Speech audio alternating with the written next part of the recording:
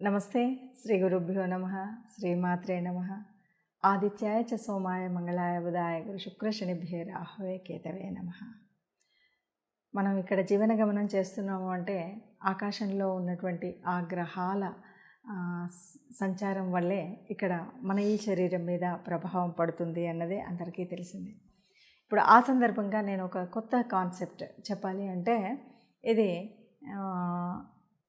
లగ్నాధిపతి ఎక్కడ ఉంటే అంటే లగ్నాధిపతి లగ్నంలో ఉంటేనా, ద్వితీయంలో, తృతీయంలో, చతుర్థంలో, పంచమంలో ఇలా మారుతూ ఉంటాడు కదా మనకి జన్మజాతకంలో ఉన్నప్పుడు.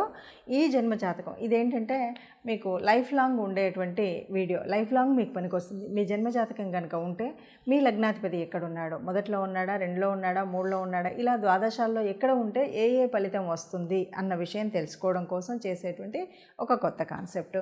ఇందులో ఈ 12 అంటే లగ్నాధిపతి అంటే ఫస్ట్ లార్డ్ అంటాం కదా మామూలుగా. ఈ ఫస్ట్ లార్డ్ 12 హౌజెస్లో ఉంటే ఎట్లాంటిది అయితే మనకు తెలుసు. జ్యోతిషంలో చాలామంది అనేక పద్ధతులు ఉన్నాయి. ముఖ్యంగా పరాశర పద్ధతిలో మనం చూస్తూ ఉంటే లగ్నాధిపతి ఎక్కడుంటే ఏంటి అన్నది చూస్తాం. దీనికి గాను అసలు లగ్నం అంటే ఏంటి? లగ్నము అంటే ముఖ్యంగా మనం ఏం చెప్తూ ఉంటాం అంటే పరాశర పద్ధతిలో శరీరం అని చెప్తాం. ఈ లగ్నం ఎప్పుడు వస్తుంది, ఎలా అంటే మనం పుట్టినప్పుడు ఆకాశంలో తూర్పు దిక్కున ఏదైతే ఉదయించేటువంటి రాశి ఉంటుందో, తూర్పు దిక్కున ఉదయించే రాశి అది మన రాశి అవుతుంది. అది మన నక్షత్రం అక్కడ ఉంటుంది. అక్కడ అది మన లగ్నం. దాన్ని మనం మన శరీరంతో పోలుస్తూ ఉంటాం అన్నమాట ఈ లగ్నాన్ని. మరి ఆ లగ్నాధిపతి అంటే ఫర్ ఎగ్జాంపుల్ మీది మేషరాశి అయితే ఎలా ఉంటుంది, వృషభ రాశి అయితే ఎలా ఉంటుంది, మీ రాశి ఎలా ఉంటే ఈ రాశిలో ఉన్నటువంటి మేషరాశి అయితే మేషరాశికి ఉన్నటువంటి రాశ్యాధిపతి కుజుడు ఆయన ఎక్కడెక్కడ ఉంటే ఎలా ఉంటుంది, అట్లా ఒక్కొక్క రాశ్యాధిపతి ఎక్కడెక్కడ 12 రాశుల్లో ఉంటే ఆ లగ్నాధిపతి అట్లా తిరుగుతూ ఉన్నప్పుడు జీవిత గమనాన్ని సూచిస్తూ ఉంటే మనకి ఎలా ఉంటుంది అన్నది. అయితే దీనికి కొన్ని ఉంటాయి. లగ్నాధిపతి అన్నది ఎప్పుడు ఏ లగ్నానికైనా ఆ లగ్నానికి మంచి చేస్తాడు. అయితే లగ్నాధిపతి బలంగా ఉంటే ఒక్కొక్క రాశి వారికి ఎలా ఉంటుందో చెప్పుకోవచ్చు. బలంగా ఉండడము అంటే ఏంటి? లగ్నాధిపతి కేంద్ర కోణాల్లో ఉంటే బలంగా ఉన్నట్టు, లగ్నాధిపతి స్వస్థానంలో ఉంటే బలంగా ఉన్నట్టు, లగ్నాధిపతి ఉచ్చలో ఉంటే బాగున్నట్టు, లగ్నాధిపతి మిత్రస్థానాల్లో ఉంటే బాగున్నట్టు, బలంగా ఉన్నట్టు. మరి బలహీనంగా ఉంటే నెగిటివ్ ఫలితాలే ఉంటాయి. బలహీనం అంటే ఏంటి? శత్రుస్థానంలో ఉండడం, నీచంలో ఉండడం, ఇట్లాంటివి ఏదైతే ఉంటాయో వాటిని మనం అంటే దుస్థానాల్లో ఉండడం, ఇలాంటి పరిస్థితి కనుక ఉంటే అది నెగిటివ్ ఎనర్జీని, నెగిటివ్ అంటే బలహీనంగా ఉన్నట్టుగా మనం చెప్పుకోవచ్చు. ఇప్పుడు కేంద్ర కోణ స్థానాలు అంటే 1, 5, 9, 4, 7, 10 ఇవి ఉన్నాయి కదా, ఇవన్నీ కూడా మనం చెప్పవచ్చు. అయితే ఇంతే కాదు, మరి దశల్లో అంటే మహర్దశ, అంతర్దశ, ఈ దశాకాలంలో లగ్నాధిపతి యొక్క దశ నడిచినా, మహర్దశ నడిచినా, అంతర్దశ నడిచినా కూడా మంచి జరుగుతుంది. ఇది మనం తెలుసుకోవాల్సింది.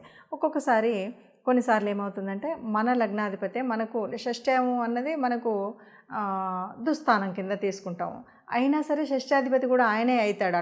అట్లాంటప్పుడు మిశ్రమ ఫలితాలు ఉంటాయి. ఇవన్నీ కూడా మనం తెలుసుకొని ముందుకు వెళితే కనుక పరిస్థితి అంటే ఈ ద్వాదశ రాశులకు ఎలా ఉంటుంది ఇలా ఉన్నప్పుడు అన్న విషయం మనకు తెలుస్తుంది.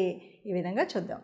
ఇక భాగ్యస్థానం 9వ స్థానం. 9వ స్థానం అంటేనే అదృష్ట స్థానం అంటాము, తండ్రి స్థానం అంటాము. అట్లాగే ఇది కోణస్థానం అవుతుంది. కాబట్టి కేంద్ర స్థానాల్లో కన్నా కోణస్థానంలో ఉంటే చాలా ఉపయోగం అన్నది మనకు తెలుసు. అట్లాగా ఇప్పుడు లగ్నాధిపతి కనుక 9లో ఉంటే ఎట్లా ఉంటుందంటే అదృష్టం కలిసి రాని పూర్వపుణ్య ఫలం వల్లనే అట్లా ఉంటుంది. కాబట్టి అద్భుతమైనటువంటి అదృష్టం ఉంటుంది.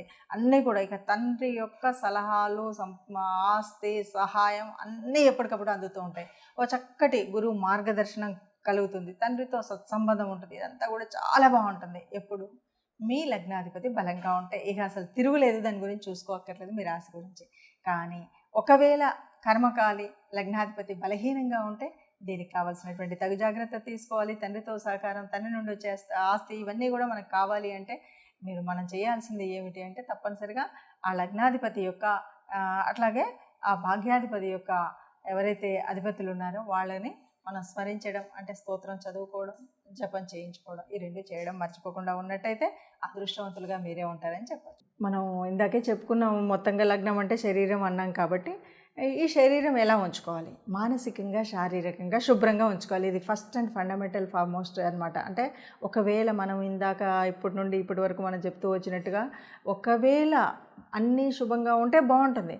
అలా కాకుండా నెగిటివ్ లగ్నాధిపతి నెగిటివ్ అంటే నెగిటివ్ రోల్ అంటే నీచ స్థానంలోనో ఇట్లా ఉన్నప్పుడు మరేంటి అన్నప్పుడు మనం ముఖ్యంగా మెయింటైన్ చేయాల్సింది శారీరక మానసిక శుభ్రత.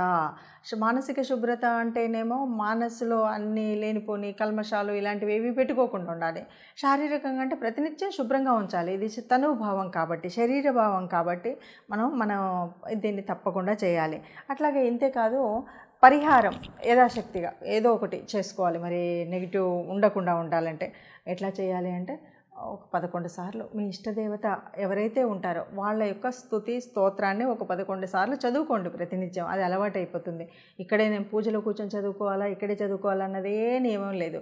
మీరు ట్రావెలింగ్లో కానీ ఏదైనా కానీ ఒక 4 రోజులు చదివితే మీకు వస్తుంది. ఆ వచ్చినటువంటి దాన్ని ప్రతినిత్యం ఎప్పుడు ఎక్కడున్నా కాస్త ఏ పని లేనప్పుడు చదువుతూ ఉండండి, తప్పనిసరిగా ఉంటుంది.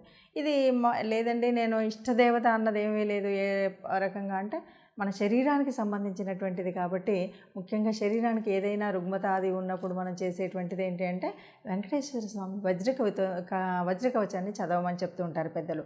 కాబట్టి 11 సార్లు వెంకటేశ్వర స్వామి వజ్రకవచాన్ని చదవండి, బాగుంటుంది. అలాగే శనివారాలు నువ్వుల నూనెతో వెంకటేశ్వర స్వామికి దీపాన్ని పెట్టండి, బాగా ఉంటుంది. అలాంటి చేసినట్టయితే మనకి ఇబ్బందులు లేకుండా శరీరానికి ఏ రకమైనటువంటి అనారోగ్యం రాదు, ఇబ్బంది రాదు. దీనివల్ల మనకి ఏ నష్టం రాదు. అంతేకాదు ఒక రకంగా ఇప్పుడు మనం చెప్పుకున్నటువంటి వాటిల్లో మీకే నష్టం రాకుండా, కష్టం కలగకుండా మీరు సుఖంగా సంతోషంగా మీ కుటుంబాలతో సుఖ సంతోషాలు అనుభవిస్తూ కలిసి ఉండాలి. ఆయుర ఐశ్వర్యాలు కలిగి మీకు పొందాలి అని కోరుకుంటూ సర్వే జన సుఖినో భవంతు. నమస్తే.